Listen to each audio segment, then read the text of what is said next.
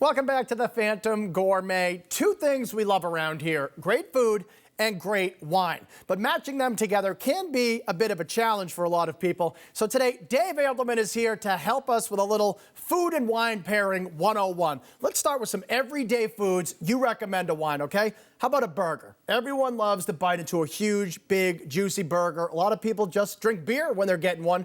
You have a wine that you like with a burger. Well, when you think about it, beef goes great with red wine. Cheese goes great with red wine. Right. So when I'm having a cheeseburger, I like a nice glass of Malbec to go with it. It's a delicious wine, full-bodied, usually from Argentina. I'm recommending a Malbec called Gourmet. Yep. Theirs is actually grown in Chile, so the value is tremendous. Velvety on your tongue, a little bit of berry, some sweet spices in there. I guarantee you, Danny, you have this with a cheeseburger, you will not go back to a beer. Yeah, and Chilean wines are amazing value too, so this is definitely a good one, the Gourmet Malbec. Okay, now let's say it's a nice, beautiful day, you're outside, you're by the ocean, you smell the sea, you want to go to one of those clam shacks, okay? There's plenty of them here in New England. Give me a wine that goes good with all that kind of fried seafood stuff. Yeah, when you have seafood, you don't want a wine that is heavy. You're having lobster rolls or fried clams. You want something like a Chardonnay. Okay. Very popular white wine varietal in America, especially the Wild Oats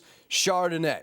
All right, really very hot wine on the market. Comes from Australia, a bright yellow color, a little bit lemony. I love seafood with lemon, so this wine rounds out the flavor perfectly. You're right. You want a little bit of citrus in your wine to go with the seafood. And again, another one of these wines that is super affordable. Okay, now you mentioned going out and for beef before, how red wine goes well with beef. So let's go to one of those big steakhouses in Boston or in the big city. You're getting the huge sirloin, you're getting prime rib or a ribeye. What are you drinking with it? You must get Cabernet Sauvignon with steak. Yeah. I don't know if I'm embarrassed or proud to tell you, I just don't eat steak without red wine anymore. Of course. Because steak is rich and hearty, it's packed with juices and flavors, so you need a nice Cabernet that can stand up to that flavor. I like the Milbrandt Traditions Cabernet Sauvignon.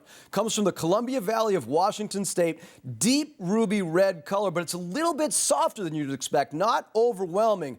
Just pairs perfectly with a nice, juicy, hot steak. Yeah, that's the thing, and it makes the steak taste better, and then the steak makes the wine taste even better than it already is. All right, I'm going to throw you a bit of a curveball. When you go out for Italian food, I know you're always drinking wine. You like drinking red wine with Italian food, but let's say it's like that really kind of light Italian style, you know, a nice salad, a little bit of seafood. What are you going to drink with that kind of light Italian cuisine? I think you want to try Pinot Grigio, which I think is sort of a good beginner's wine if you're really not into wine. Because it's just softer on your palate, it's light, it's refreshing, pairs great with salad or seafood. I like the Cielo Pinot Grigio, Danny.